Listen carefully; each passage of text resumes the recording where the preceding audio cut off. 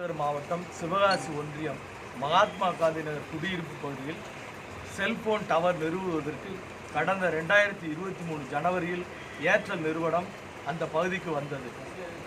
குடியிருப்பு பகுதி சுமார் 80 குடியிருப்பு பகுதியில் இருக்கின்ற இந்த இடத்தில் ஏர்டெல் நிறுவனம் உயர்கற்ற அலைக்கற்றை செல்போன் டவர் நிறுவினால் பொதுமக்களின் நலனை பாதிக்கின்ற புற்றுநோய், பெரியவர்களுக்கான இரத்த சோகை, இளம் பெண்களுக்கான கருச்சிதைவு, அவங்களுக்கு வரக்கூடிய பீரியட்ஸ் டைமிங் மற்றும் வயதானவர்களுக்கான தூக்கமின்மை போன்ற பல்வேறு வகையான நோய்களை உருவாக்கும் என்பதை கருத்தில் கொண்டு பொதுமக்கள் எதிர்ப்பு தெரிவித்தோம்.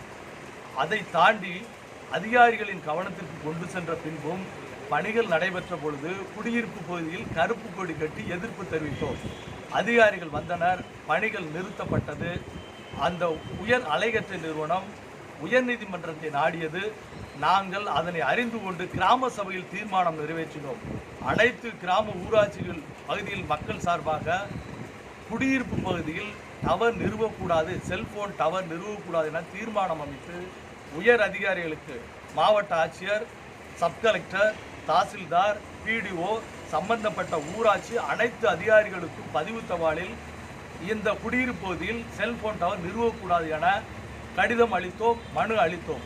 அதன் பின்பு அவர்கள் நீதிமன்றத்தை நாடி போலீஸ் பாதுகாப்புடன் கடந்த ஏப்ரலில் அந்த டவர் நிறுவுவதற்கு வந்தார்கள். மீண்டும் எதிர்ப்பு தெரிவித்து கருப்பு கொடி காட்டினோம்.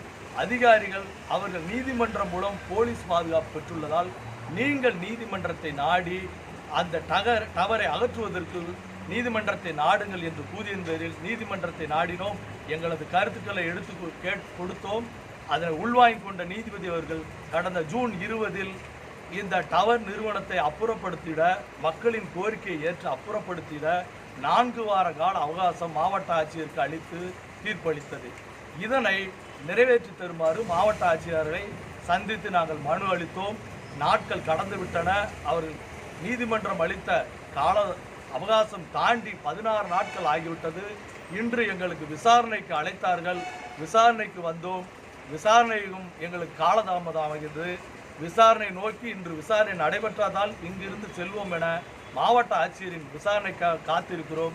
மாவட்ட ஆட்சியர் எங்களது மக்களின் கோரிக்கையை ஏற்று அந்த பொதுமக்களின் நலனை, உடல் நலனை பாதுகாக்கின்ற வகையில் இந்த டவரை அப்புறப்படுத்துவார் என்ற நம்பிக்கையில் இருக்கின்றோம். மீண்டும் காலதாமதம் ஆனால் குடியிருப்பு பகுதி மக்களின் கோரிக்கையை ஏற்று மீண்டும் அடுத்த கட்ட போராட்டமா நீதிமன்றத்தை நாடுவதா என்று தீர்மானிக்கப்படும்.